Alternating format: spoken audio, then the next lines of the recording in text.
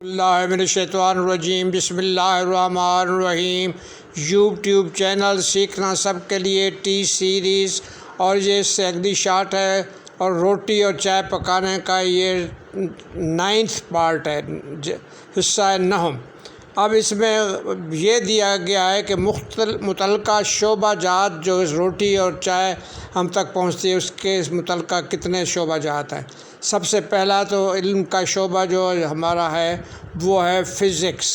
اس میں فزکس میں مقدار اور پیمائش، فزکس میں اشیاء کا بنانا جیسے توا، کیتلی، دیگچی، چولہا، سلنڈر، پرات۔ اسی طرح سے مشینری کا واٹر پمپ، نلکا، tube well, tractor, thresher, harvester, بحری و ہوائی جہاز، چٹانیں اور کان کنی جیسے سالٹ راک، فاسفیٹ راک، نمک کا نکالنا، فورس کا نکالنا۔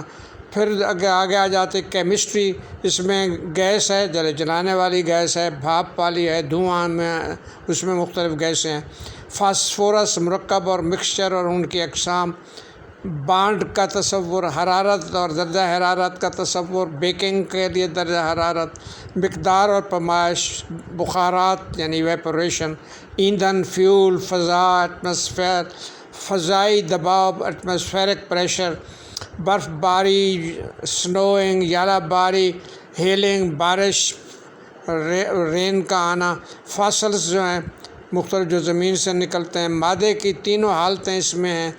اور پھر جو ہے بیالوجی کی طرف آئیں تو اس میں پودے ہیں، پودوں میں کیا ہے کہ ایندھن کی لکڑی ہے، ماچس کی لکڑی ہے، گندم، چنا، جوار، باجرہ، مکئی، گنا، چقندر، چائے کی پتی، ان سب کے لیے ہمیں جو ہے وہ چاہیے ہوگا۔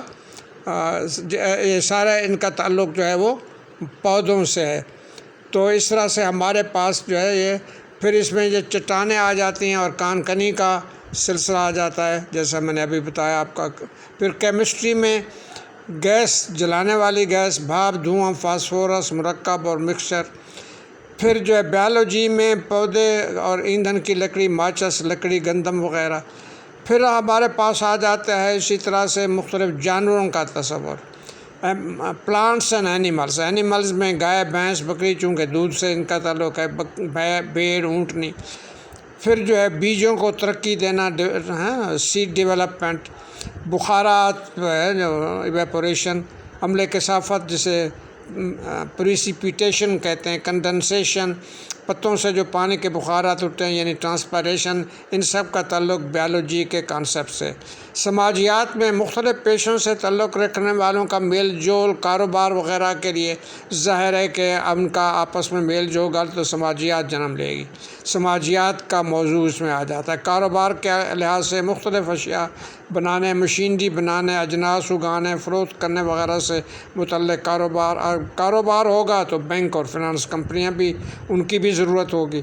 اب جو روزگار ہوگا تو روزگار سے آمدنی ہوگی، ہر متعلقہ پیشے سے وابستہ لوگوں کی آمدنی اور روزگار ہوگا، اور اسی روزگار سے جو ہے حکومت کو بھی آمدنی ہوگی۔